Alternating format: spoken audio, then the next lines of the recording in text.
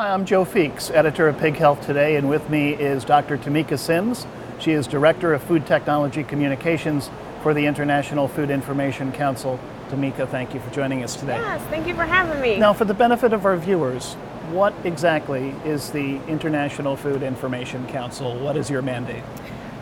Well, what we focus on is communicating to consumers about the truth behind food and beverage production.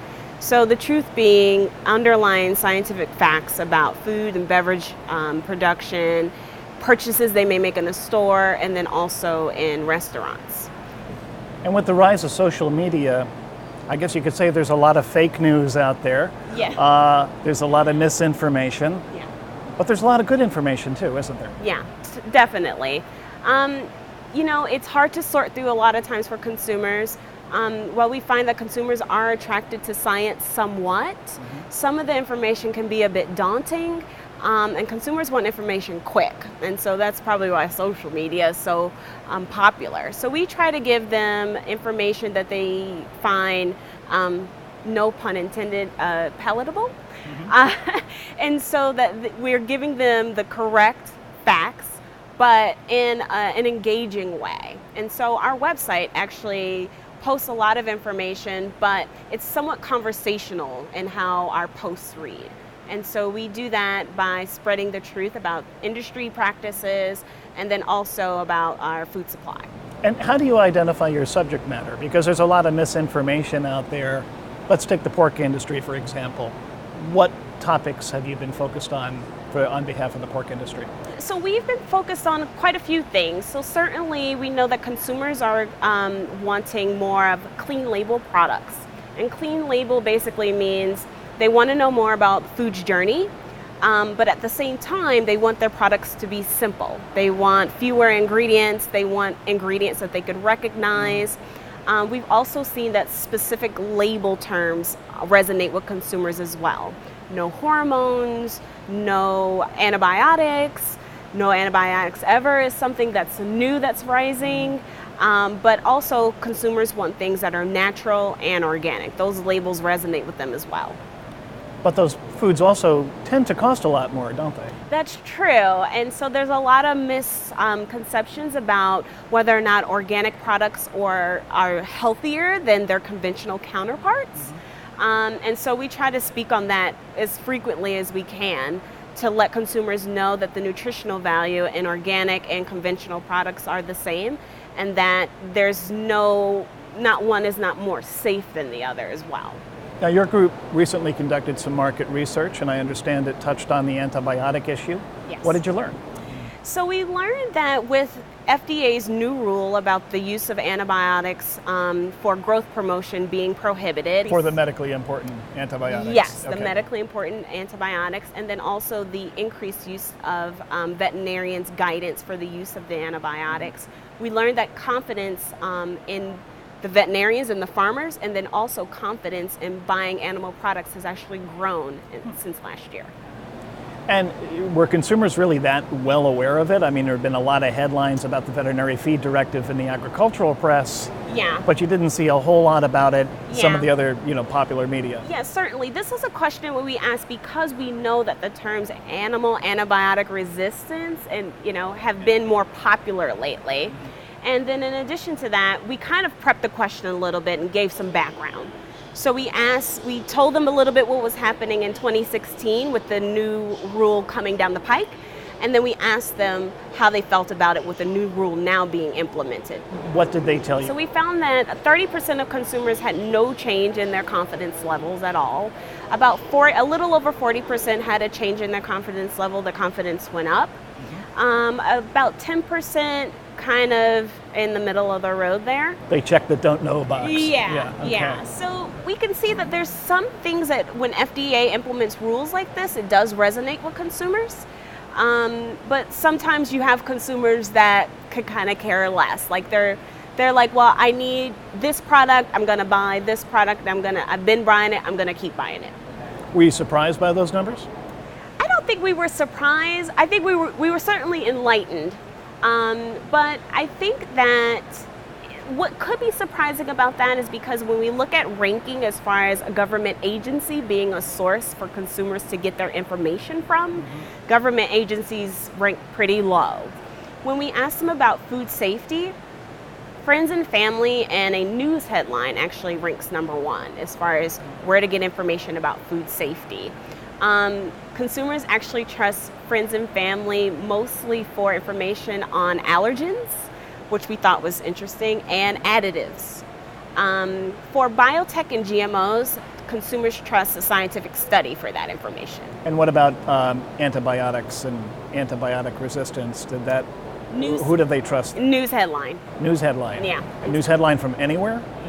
Well, we didn't dig down deep on that. And so that's kind of would leave the gate open for more research to be done in that area. Because a news headline can certainly mean something that you get off of social media, something that a blogger might post, someone that's not a professional might post, because it reads like a headline. It's huge, it's big, it's in your face. So we would have to dig more on that.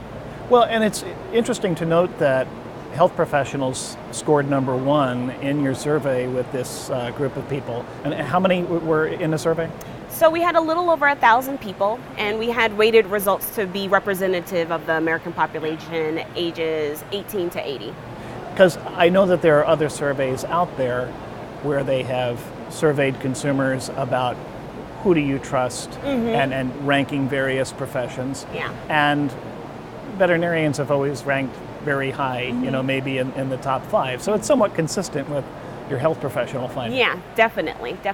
And we asked a similar question last year. We asked people who do they trust? And they trust a healthcare professional, they trust a registered dietitian, and so on. These professional people who have a profession built in health.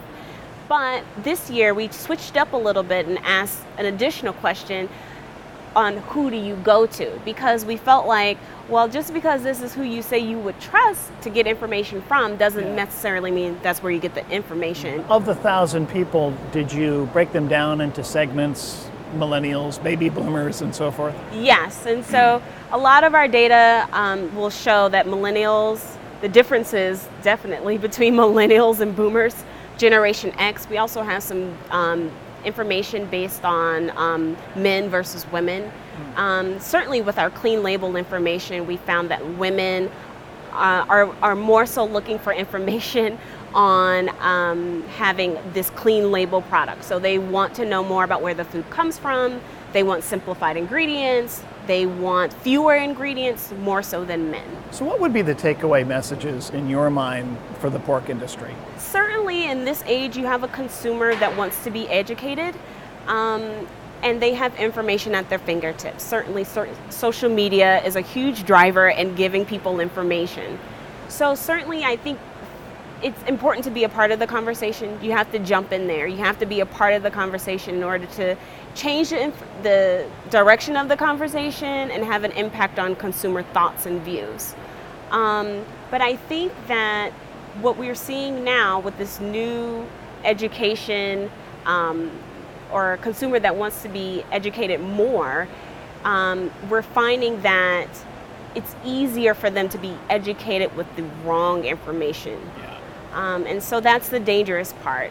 But the thing is that if you're not a part of the conversation, if you're not in there to deliver the true facts, how can you have an impact? So I think it's very important to be a part of social media and create social awareness and look for creative avenues in order to reach consumers. And certainly some people have preconceived notions, particularly of agriculture.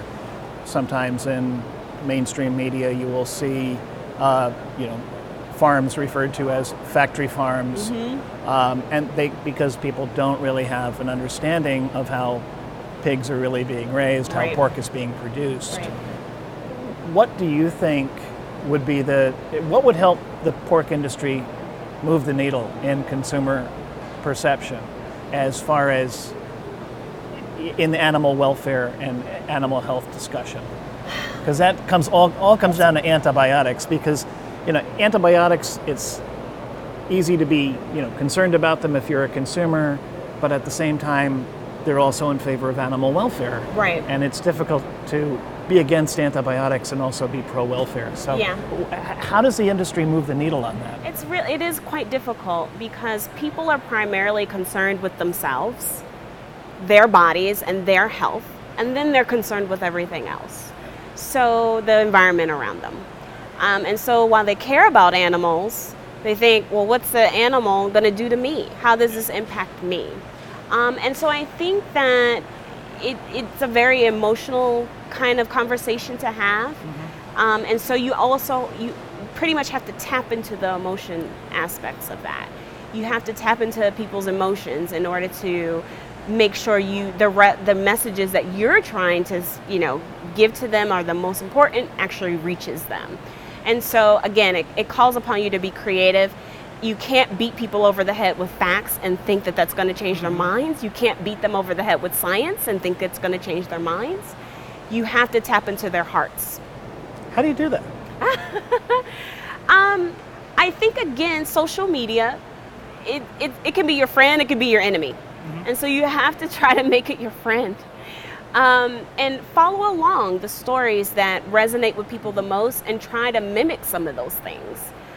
We talked earlier today about using Instagram and how Instagram gives you these beautiful pictures.